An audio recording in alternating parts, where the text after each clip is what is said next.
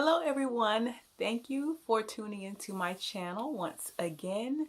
So this video will be about the things that I like about the UK. So I'm going to get right into it. The first thing that I like about the UK is access to healthcare. Everyone in the country has the right to access healthcare.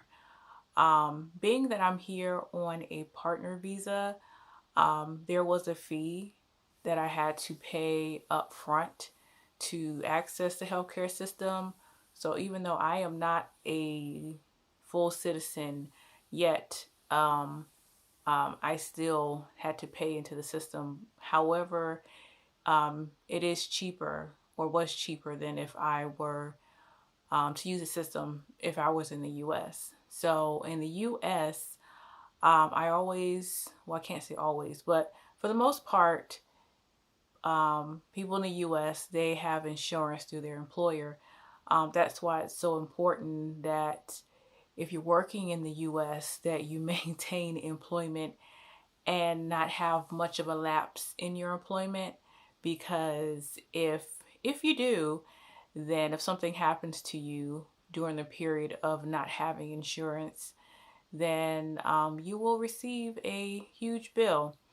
So, I mean, there are other insurances you can have, private insurance.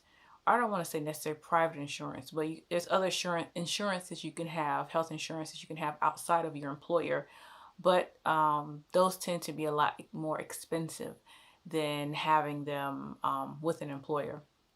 So I had a situation a few years ago where I worked and I was working a job and I had gotten laid off from that job. So I was looking for another job and it took me 3 months to find another one. So in that 3 month period, I did not have health insurance, which is a bit of a gamble. But at the time, I just was like, I don't want to pay for some really expensive insurance. So I had gotten a job, but it was maybe a week before the job actually started, and I had gotten sick. I was sick enough to where I had to go to the hospital. So I was in the hospital for 3 days. And when I got better, I was like, oh my God, I'm going to receive a huge bill for being in the hospital. So I just had like a few more days before the start of my new job, because the first day of the job, that's when insurance would actually start.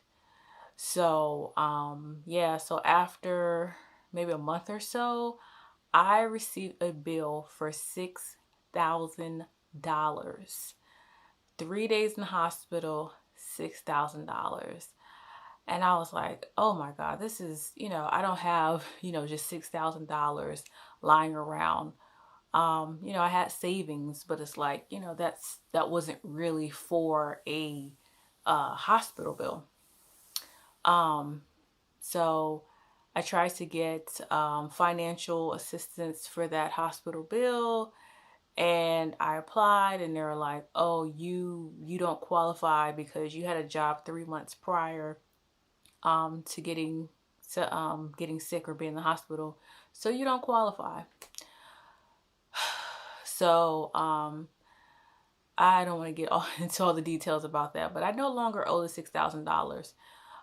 But it was just a pain to have to, get care. I mean, I received proper care, but it's like, at what cost? $6,000 for 3 days. I mean, imagine if I was in the hospital for a month. I would have to like file bankruptcy. So yeah, the access to public health care is wonderful. And the next thing is leave. Working. So here in the UK, I think the minimum amount of leave that one can get is 28 days, which is amazing because in the US, there really is no minimum amount that you're guaranteed. So a lot of companies nowadays, you start out with no leave at all. So the last job that I held in the US, I started with 0 leave. So for that particular company, what you have to do is earn your leave. I think that's most companies anyway. You have to earn your leave. There are some exceptions to this. There are some companies that will give you leave up front, but it's definitely not 28 days. So the last job I had, how it works is in the US, usually you get paid every 2 weeks. If you have a full-time job, you'll get paid every 2 weeks. So the company policy, I think it was something like you get maybe 2.5 hours per pay period of earned leave. So if you work there for 2 weeks, then you have 2.5 hours. If you work there for 4 weeks, then that totals at 5 hours. But the typical workday in the US is 8 hours a day, which is 40 hours a week. So imagine how long it takes to build up leave. So, if you worked a month, 2 weeks, then you still don't even have 8 hours of leave to take off for an entire day of work.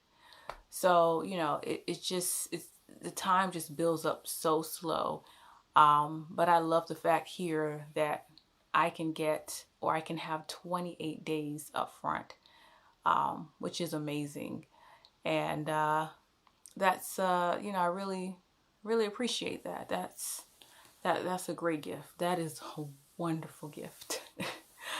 So I wish the US would adopt that policy, but I know that's probably not going to happen. I understand like years ago, companies were more generous, but nowadays they're stingy and they're not going to give you 28 days. They're probably not going to give you more than 2 weeks off. And then the third thing that I like about the UK is the historical sites. So I really like the fact that there's so much history here in the UK. Like, the US is a relatively new country, so it doesn't have the rich history and the historical sites that the UK has. There's so many places that I want to go. You know, I want to visit, a lot more of the castles here. I have been to a few places and seen a few things. I've gone to St. Michael's Mount, and I've seen, which was it was just beautiful. And I've been to Ely Cathedral, so that was really beautiful as well. I love the detailing and the architecture and the artwork in the cathedral. So that was really beautiful. But those are things you're not going to see in the U.S. So I really appreciate the architecture and the things that I can see here. So I don't want to make this video too long. I'll probably make a part 2. So that is the end of this video, and I will see you in the next video. Please like the video and share it, and see you next time. Bye.